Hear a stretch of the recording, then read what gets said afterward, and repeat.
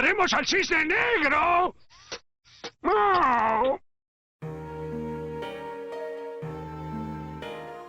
Buenos días a todos, soy Dark Spider 094 y los invito nuevamente a un nuevo episodio el cual les recuerda la triste realidad del mundo del espectáculo.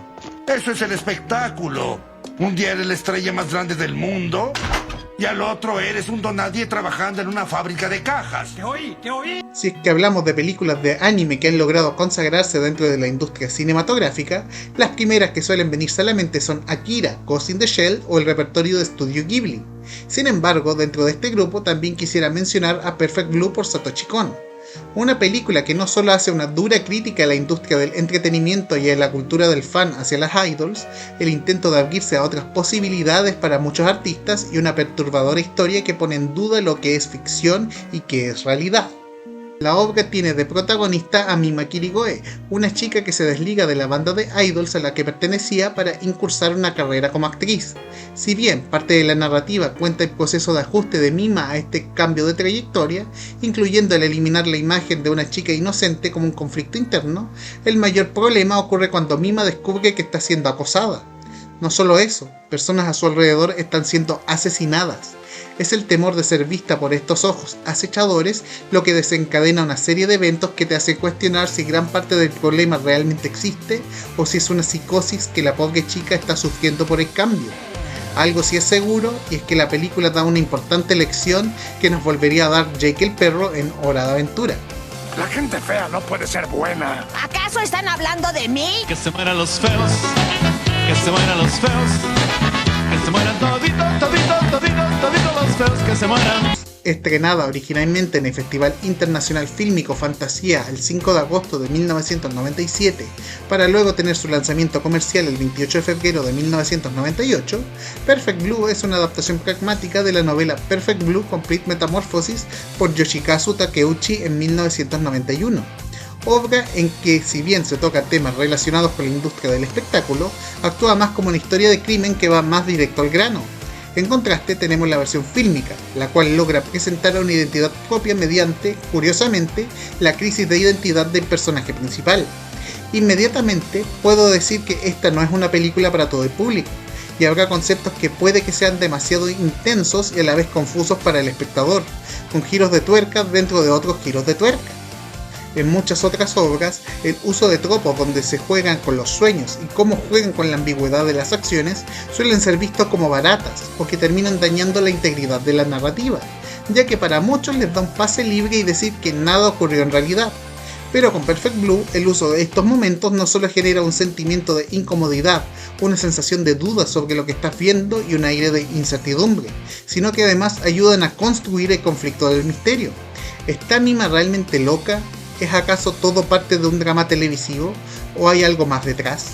Durante el periodo original de preproducción de la obra se tenía pensado de que fuese una adaptación live action de la novela. Sin embargo, por problemas de presupuesto, esta pasó a ser producida como una adaptación en video en mente. No se tenía mucha fe en el proyecto, no solo porque se pensaba que sería olvidada en el mercado, sino que además porque para entonces el thriller psicológico no era un género particularmente popular en la nación nipona. Sin embargo, fue justamente por eso que la película pasó a ser invitada a festivales fílmicos a nivel mundial. Para el proyecto se escogió a Satoshi Kon, quien alguna vez fue aprendiz de Katsuhiro Otomo, creador del manga de Akira y director de su adaptación fílmica de 1988, en 1994 tras su trabajo en los OVAs de JoJo's Bizarre Adventure de 1993, con el guión original recibiendo cambios al no satisfacerlo. Originalmente la película iba a ser más similar a una obra de acción horror con más violencia directa que la versión final. Kon admite que si bien se entregó la libertad de alterar la historia de la obra, sí habían puntos que necesariamente debían estar como la protagonista siendo una idol y que se mantuviese esa naturaleza de horror. Irónicamente, elementos que no eran del gusto de Kon.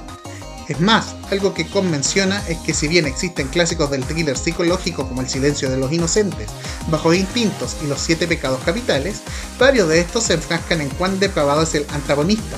Su plan era en cambio mostrar los efectos de estos crímenes en el mundo interior de su protagonista, cómo le afecta el ser acechada por una figura desconocida. Sin embargo, algo que Kon admite que fue más dificultoso de lo que pensaba fue en idear un tema para la película, eventualmente decidiendo que fuese de la identidad y cómo tu pasado o cómo eres vista por otros no necesariamente va a coincidir con cómo eres en realidad tras desarrollarte internamente. En particular, Kon quiso presentar un contraste de la vida diaria de Mima antes de los eventos que se desencadenarían, y una vez que todo se va al diablo. Aquí es cuando en esa idealización podría ser vista como una crítica al fanatismo obsesivo que ya no puede separar la realidad de la ficción. Aún así, Kon ha sido tajante que la película no tuvo como meta criticar a la cultura otaku, pero sí a los que ya pasan a los extremos. Dada su intención original de distribución, el largometraje tuvo un proceso de producción relativamente corto para una película de animación de menos de 3 años. En general, Kon admite que es un proyecto pequeño, cuyo presupuesto apenas sobrepasa los $830,000, aunque considera que tiene sentido al ser originalmente planeado para ir directo a video. Kon terminaría sorprendido por no solo el recibimiento de la película una vez que esta fue distribuida a festivales fílmicos, sino que además por la crítica especializada.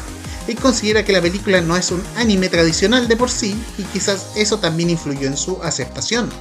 He hablado bastante de la crítica al negocio del espectáculo hasta ahora, pero es que el trayecto por el que pasa Mima fácilmente podría ser comparado como ciertas celebridades que dan su inicio con una imagen más pura, cambian a una más adulta ya sea para desligarse de su trabajo original o para demostrar que pueden ser tomadas en serio, y cómo esta situación suele ser condenada o vista de mala manera por algunas personas del público.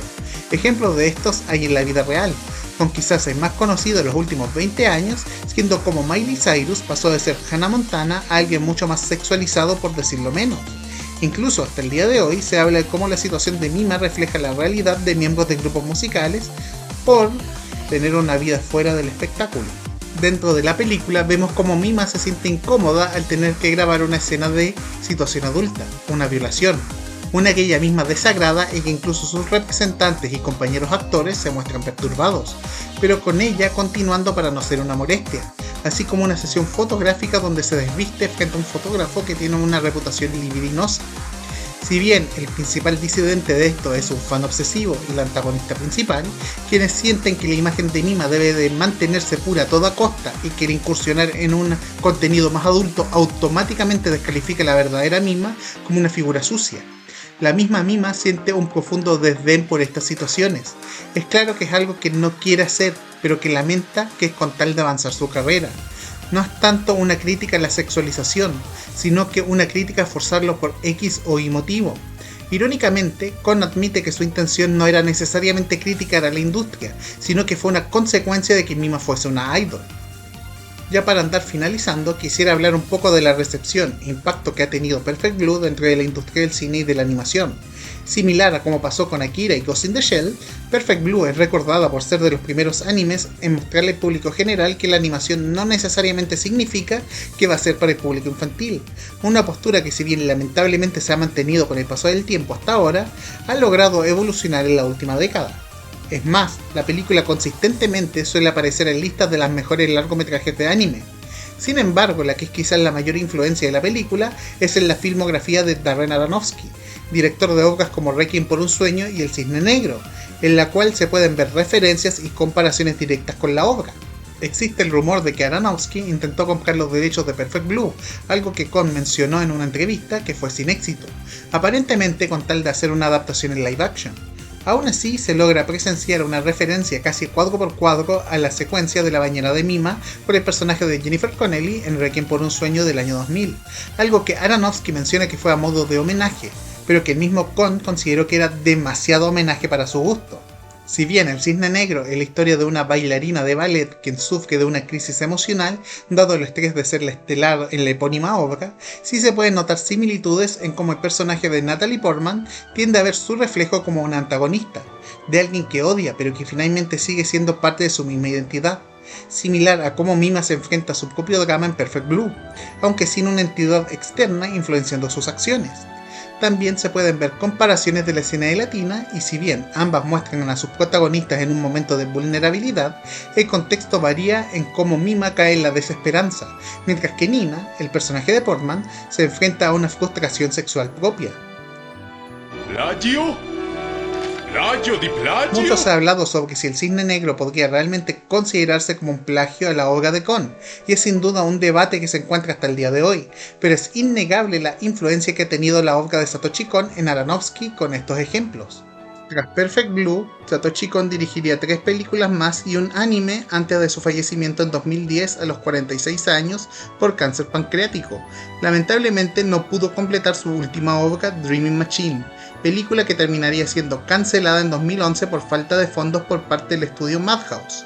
Esperando que les haya gustado este video, me despido atentamente. No olviden de dar like, comentar, suscribir y compartir. Nos vemos. Yo no soy tan feo.